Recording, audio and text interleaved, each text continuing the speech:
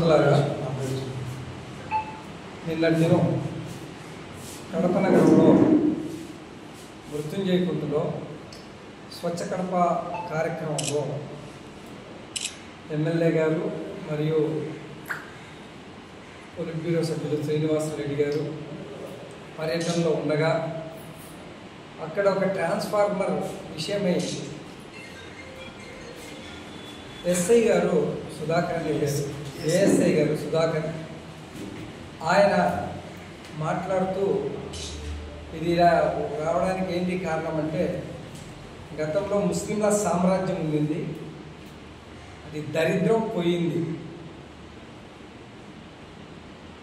నాకు తెలియక అడుగుతాను, ప్రజాస్వామ్యబద్ధంగా ఎంచుకోబడ్డ ప్రభుత్వాలలో ముస్లింల సామ్రాజ్యము, హిందువుల సామ్రాజ్యము, క్రైస్తవుల సామ్రాజ్యం ఇటువంటివి ఉంటాయి.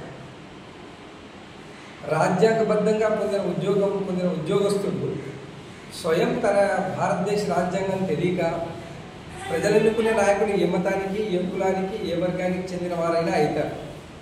నిజానికి ఆ నాయకుడి ద్వారా నీకు ఏదైనా కష్టం కలిగితే ఆ నాయకుడు పేరెత్తుకొని నువ్వు ఏదైనా దూషించు, ఏదైనా మాట్లాడు, నువ్వు ఆ నాయకుడు తెలుసు. కానీ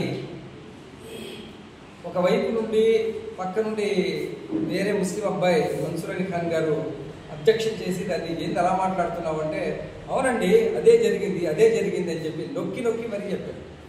సోదరులారా, ఇది గత ప్రభుత్వ చివరి అంకం, ఈ ప్రభుత్వ ప్రారంభం నుంచి కూడా మీరు కొన్ని విషయాలు గమనించారు. మామూలుగా డిసెంబర్ 6న బాబ్రీ మస్జిద్ కూల్చివేత దినోత్సవంగా 15-20 మంది నిరసన తెలపడం మామూలు. నిరసన తెలిపిన మరుక్షణం దాని మీద కేసు పెట్టారు. కానీ ఇది కొత్తది, ఇంతవరకు లేదు. ఎప్పుడు బాబ్రీ మస్జిద్ కూల్చివేత నుండి ఇప్పటి వరకు లేదు. ఇప్పుడు మొన్నటికి మొన్న జరిగిన డిసెంబర్ 6న జరిగిన కార్యక్రమంలో కేసులు పెట్టి ఆ కేసును మొత్తం 41 నోటీసులు దాదాపు వచ్చే వాళ్ళందరికీ వచ్చాయి. అలాగే ప్రవక్త ముహమ్మద్ సల్లల్లాహు అలైహి వసల్లం వారిపై దూషణ చేసినప్పుడు గతంలో చాలా మార్లు వెళ్తే అటువంటిది ఏదీ లేదు, మేము లీగల్ ఒపీనియన్ తీసుకుంటాము, అది ఇది మత సంబంధిత విషయం అండి, చాలా సున్నితమైన విషయం, ప్రవక్త గారి విషయంలో ముస్లింలు భరించడానికి విషయం, వాళ్ళందరినీ మీరు హతమార్చినా పర్లేదు, కానీ మీరు ప్రవక్త విషయంలో జోక్యం చేసుకునే వ్యక్తిపై కేసు చేయాలంటే వినలేదు. ఎన్నో మనం రెఫరెన్స్లు ఇచ్చినా వినలేదు. కానీ ఈసారి ఏదైతే ఐపీసీ భారత్ న్యాయ నిగంగా మార్చిన తర్వాత భారత్ న్యాయ నిగంలో 0 FIR పేరుతో కేంద్ర ప్రభుత్వం కొత్త విజన్ బయటికి తెచ్చింది. అదేంటి అంటే, ఎక్కడైనా ఉన్న వ్యక్తి ఎవరైనా ఇటువంటి మాటలు మాట్లాడితే ఏ ప్రాంతంలోనైనా వారి మీద కేసు చేయొచ్చు. చేస్తే ఆ FIR అవసరమైతే ఆ స్టేషన్, అతను ఎక్కడున్నాడో ఆ స్టేషన్ వాళ్ళకి పంపించి అతని మీద కేసు రిజిస్టర్ చేయొచ్చు. అది అడగడానికి స్టేషన్ దగ్గర వెళ్ళి కాసేపు బైఠాయిస్తే ఆ కేసు పూర్వాపురాలు వారి మీద ఏమీ చేయకపోగా దాదాపు 25 నుంచి 30 మంది మీద కేసులు పెట్టడం జరిగింది. ఇది పూర్తిగా కూటమి ప్రభుత్వంలో RSS భావజాలంతో నడుస్తున్న విషయం అని చెప్పి మీరు కనుగొనాల్సి ఉంది. ఎందుకంటే ప్రభుత్వాధికారులు సైతం మతం గురించి మాట్లాడడం జరిగింది అంటే, ఈ 12 ఏళ్లలో ఏ విషయాన్ని అయితే ప్రజల్లో జొప్పించాలో ఆ విషయాన్ని బీజేపీ జొప్పించారు. ఆ జొప్పించిన కారణంగా సామాన్యమైన వ్యక్తులు కూడా మతపరమైన విషయాలు, కులపరమైన విషయాలు మాట్లాడడం చాలా బాధాకరమైన విషయం.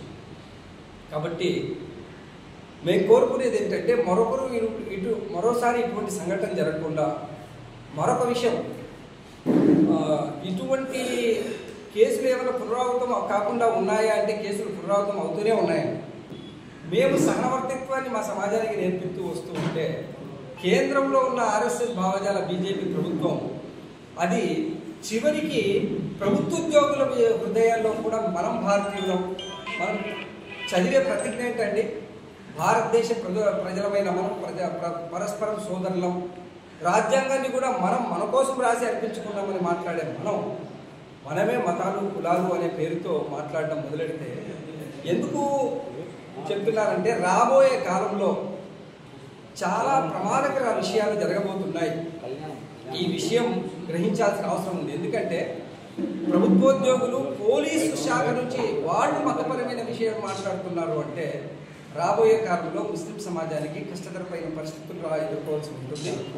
వాళ్ళు ఆయన్ని మేము సారీ చెప్పించినాము మీరు ఆపేయండి అంటున్నారు. నిజానికి మేము వచ్చి ఏమీ చేయకుండా మీకు రిప్రజెంటేషన్ ఇస్తే కేసులు పెట్టేస్తున్నారు.